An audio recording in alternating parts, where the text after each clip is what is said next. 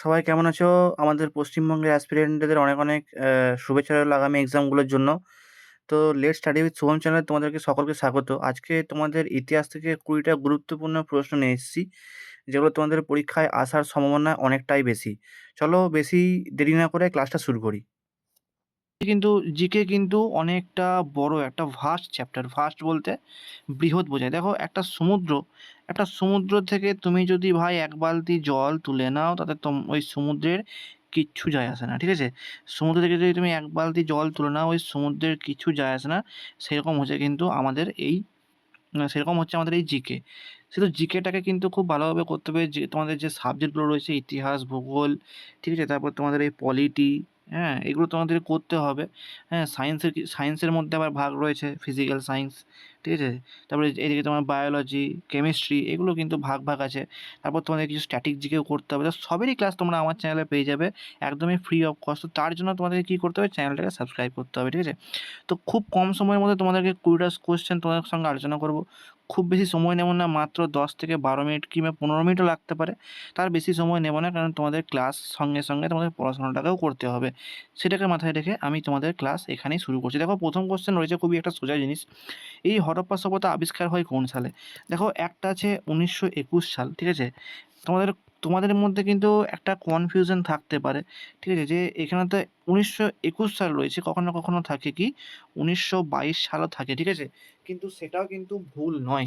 এই ১৯২১ সালে কে করেন? এই ১৯২১ সালে কিন্তু দয়ারাম সাহানি যিনি ছিলেন, তিনি কিন্তু দয়ারাম সাহানির কিন্তু নাম আসে, হ্যাঁ? দয়ারাম সাহানি, ইনি ২১ সালে, এনার নামটা ২১ সালে পেয়ে যাবে তোমরা। যে মানে এখানে হরপ্পা সভ্যতা আবিষ্কার করেছিল কে?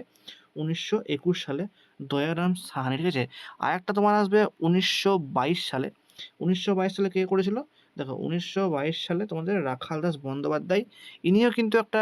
ইনিও আবিষ্কার করেছিলেন মহেঞ্জোদারো বলে যে জায়গাটা ছিল, ঠিক আছে? সেখানে কিন্তু, হ্যাঁ? আর মহেঞ্জোদারো কোথায় অবস্থিত? তোমরা জানো যে পাকিস্তানের কিন্তু লরকানা জেলায় কিন্তু মহেঞ্জোদারো অবস্থিত। ঠিক আছে? চলো নেক্সট কোয়েশ্চেনে যাওয়া যাক। নেক্সট কোয়েশ্চেন কী রয়েছে? ফোর্ট উইলিয়াম দুর্গ কার নাম অনুসারে নির্মিত করা হয়? দেখো, এখানে অ্যান্সার হচ্ছে দ্বিতীয় উইলিয়াম, ঠিক আছে? চলো নেক্সট কোয়েশ্চেনে যাওয়া যাক। দেখো, নেক্সট কোয়েশ্চেন কী রয়েছে? রাজস্ব বিভাগের পাট্টা প্রচলন কে করেছিলেন? উত্তর তো হবে শেরশাহ, ঠিক আছে? উত্তর কী হবে? উত্তর হবে কিন্তু শেরশাহ। কিন্তু শেরশাহর সম্বন্ধে যে তোমাদের আলোচনাগুলো জানতে হবে, সেগুলো কী? শেরশাহের নাম কী ছিল? প্রকৃত নাম ছিল ফরিদ খাঁ, ঠিক আছে? তোমাদের এটা মনে রাখতে হবে। প্রকৃত নাম ছিল ফরিদ খাঁ। যদি এটা গেল তোমাদের, এটা যদি ১ নাম্বার পয়েন্ট হয়, তাহলে ২ নাম্বার পয়েন্ট কী মনে রাখতে হবে? ২ নাম্বার পয়েন্ট মনে রাখতে হবে তোমাদেরকে, ফরিদ খাঁ যদি তোমাদের গেল, ২ নাম্বার পয়েন্ট মনে রাখতে হবে তোমাদের ২ নাম্বার পয়েন্ট কী মনে রাখতে হবে? ২ নাম্বার পয়েন্ট রাখতে হবে সড়ক-ই-আজম, ঠিক আছে? সড়ক-ই-আজম,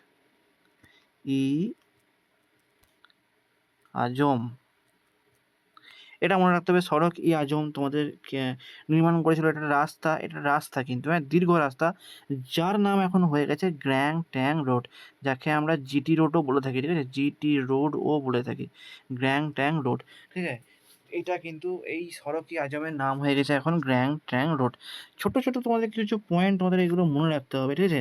আর যেটা বললাম কাবুলিয়াত, এই যে কাবুলিয়াতে পাট্টা প্রচলন করেছিল শেরশাহ, এটা সবাই জানে। শেরশাহ থেকে তাহলে আমরা আ দুটো পয়েন্ট পেলাম। তোমাদের আরেকটা ইম্পর্টেন্ট পয়েন্ট যেটা আমার এখন মনে পড়লো, সেটা হচ্ছে, দেখো, তোমাদের শেরশাহের যে সেনাপতি ছিল, হিন্দু সেনাপতি, তার নাম কী ছিল? ব্রহ্মজিৎ গৌর। তার নাম ছিল ব্রহ্মজিৎ গৌর। তার নাম ছিল কি? ব্রহ্মজিৎ গৌর। ব্রহ্মজিৎ গৌর। দেখো, আমার কাছে কিন্তু এখন খুব সময় কম। তোমাদের মধ্যে যতটুকু পারছি আমি আলোচনা করে দিচ্ছি, ঠিক আছে? অবশ্যই চ্যানেলটাকে সাবস্ক্রাইব করে, যদি তোমাদের ক্লাস ভালো লাগে, যদি তোমাদের হেল্পফুল মনে হয়, চ্যানেলটাকে সাবস্ক্রাইব করে দিও। দেখো, যেহেতু আমার প্রথম ভিডিও, তো একটুখানি কিন্তু বলাতে হোক বা কোনো ক্লাসের কোনো এখনও সেভাবে মানে প্রিপেয়ার নয়, কিন্তু তোমাদের জন্য যতটুকু পারছি করছি, ঠিক আছে? তো এই কারণে তোমাদেরকে চাইবো যে তোমরা সাবস্ক্রাইব করো, কমেন্ট করো তোমাদের কীরকম ক্লাস দরকার, হ্যাঁ? আর তোমরা যদি লাইক করো, তাতে তাতে আমি একটু কমসে কম উৎসাহ পাবো যে হ্যাঁ, আমার ক্লাস ছেলেদের ভালো লাগছে, তাদের উপকার পাচ্ছে তারা, ঠিক আছে? চলো নেক্সট কোয়েশ্চেনে যাই। নেক্সট কোয়েশ্চেন আছে, দেখো, ভারতীয় মার্গ সঙ্গীতের খেয়াল গানের প্রকৃত পথিকৃৎ কে? এখানে দেখো আমির খসরু। দেখো, আমির খসরু আমরা অ্যান্সার জেনে গেলাম, কিন্তু আমির খসরুর একটা ইম্পর্টেন্ট কোয়েশ্চেন আছে, জানো? আমির খসরু থেকে একটা ইম্পর্টেন্ট কোয়েশ্চেন আছে কি? আমির খসরুকে ভারতের তোতা পাখি বলা হয়, জানো তো?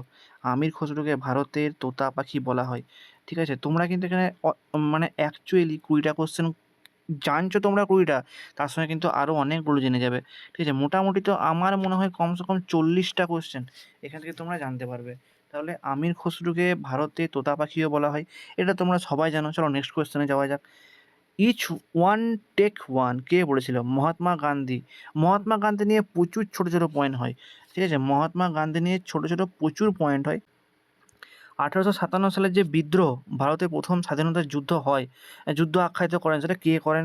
এটা একদমই সোজা কোশ্চেন, বীর সাভারকর যিনি ছিলেন তিনি কিন্তু এটাকে প্রথম যে আমাদের স্বাধীনতার যুদ্ধ হিসেবে এই যে 1857 সালের বিদ্রোহ হয়, ঠিক আছে, সেটাকে তিনি প্রথম আমাদের স্বাধীনতার যুদ্ধ হিসেবে ঘোষণা করেছিলেন। যুদ্ধটার নাম কি একটু তোমরা বলতে পারবে?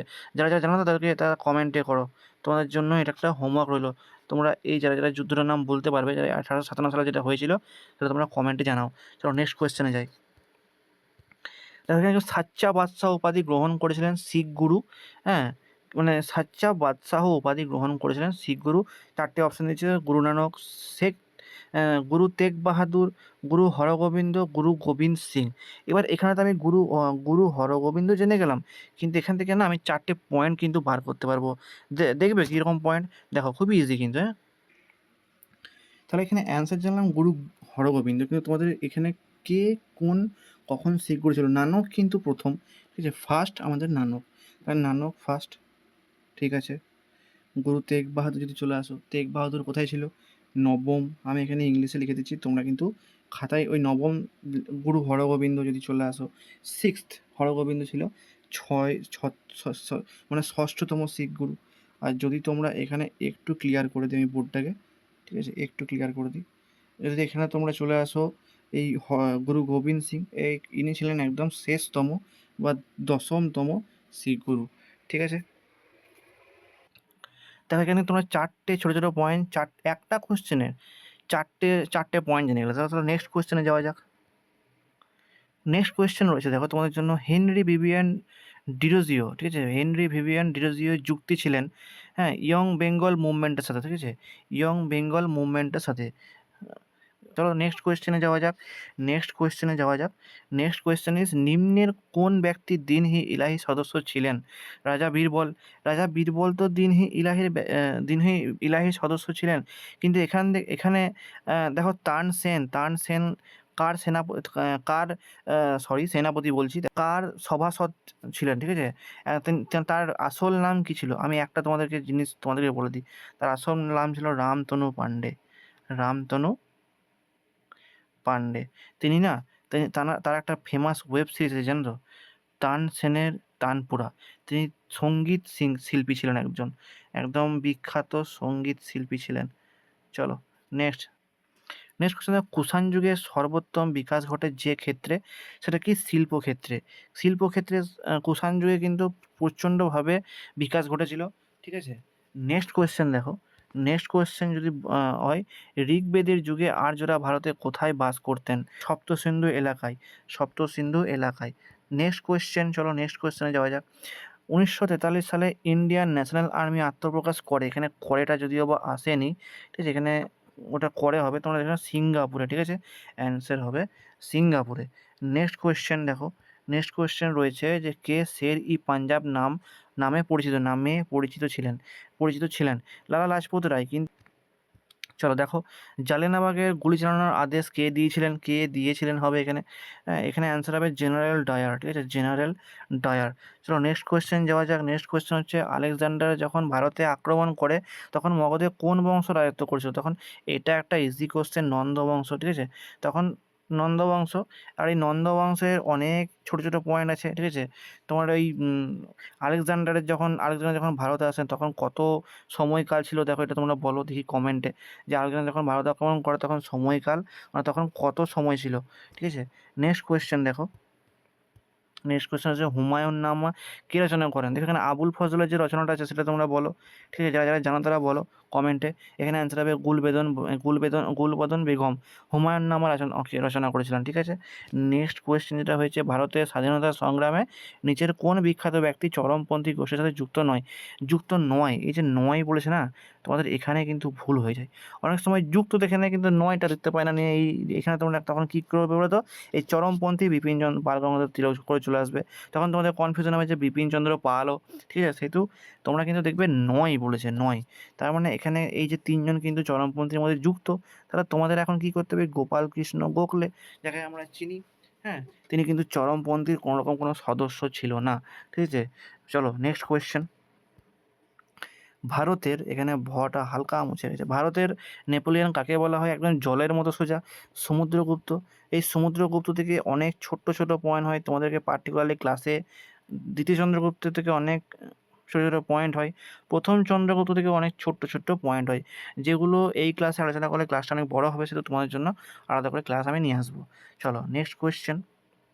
সম্রাট আকবরের কোন জায়গায়, হ্যাঁ, কোন জায়গার বিজয়কে স্মরণীয় করে, এখানে করে হবে, স্মরণীয় করে রাখতে বুলন্দ দরওয়াজা নির্মাণ করা হয়েছিল? এটা তো সোজা গুজরাট। চলো নেক্সট কোয়েশ্চেন। নেক্সট কোয়েশ্চেন আর আজকে লাস্ট কোয়েশ্চেন হচ্ছে, দীনবন্ধু মিত্রের নীল দর্পণ গ্রন্থটিকে ইংরেজিতে অনুবাদ করেছিলেন কে? এটা জলের মতো সোজা, মাইকেল মধুসূদন দত্ত, ঠিক আছে? মাইকেল মধুসূদন দত্ত। এটা কিন্তু জলের মতো সোজা একটা কোশ্চেন ছিল। চলো তোমাদের কিছু ডাব্লিউবিপির প্রিভিয়াস ইয়ার কোয়েশ্চেন আমি আলোচনা করে দিলাম। তো আজকের মধ্যে ক্লাসটাকে আমি এখানে এন্ড করছি, বেশিক্ষণ সময় আমি নেব না বলেছিলাম। তোমাদের পড়াশোনার পাশাপাশি ক্লাসও করতে হবে, পড়াশোনা করতে হবে, প্র্যাকটিসও করতে হবে। আর যারা এখনও অবধি ক্লাসে আসছো কিন্তু খাতায় নোট করছো না, যাদের বেসিক ক্লিয়ার আছে, তাদের জন্য প্র্যাকটিস একদমই ঠিক আছে। যারা এখন অবধি বেসিক ক্লিয়ার নেই, তাদেরকে বলবো, তারা যদি ক্লাস চাও চ্যাপ্টার ওয়াইজ, একদম ফ্রি কস্ট, কোনো রকম কোনো টাকা পয়সা লাগবে না, তো তোমরা ইউটিউবের চ্যানেলে আমার এই ভিডিওতে কমেন্ট করবে, ঠিক আছে? যে তোমাদের ওই রকম মানে এই টপিক ওয়াইজ কিন্তু তোমাদের লাগবে, ঠিক আছে? টপিক ওয়াইজ তোমাদের একটা ক্লাস তোমাদের লাগবে, সেখানে ম্যাথ থাকবে, রিজনিং থাকবে, ঠিক আছে? তোমাদের জিকে, তারপরে কারেন্ট অ্যাফেয়ার্স থেকে শুরু করে প্রত্যেকটা যেগুলো দরকার হয় কম্পিটিটিভ এক্সামের জন্য, ইংলিশ বলো, প্রত্যেকটার জন্য আলাদা আলাদা করে তোমাদের ক্লাস করানো হবে, একদম ফ্রি অফ কস্ট। যতটুকু পারবো চেষ্টা করবো করানোর। তার জন্য তোমাদেরকে ক্লাসটাকে সাবস্ক্রাইব করে রাখতে হবে, আমাদের চ্যানেলটাকে সাবস্ক্রাইব করে রাখতে হবে। দেখো মাথায় মাথায় তোমাদেরকে কী বললাম, ক্লাসটাকে সাবস্ক্রাইব করতে হবে। ভালো থেকো, সুস্থ থেকো, আর পরীক্ষার জন্য রেডি হয়ে থাকো। চলো টাটা।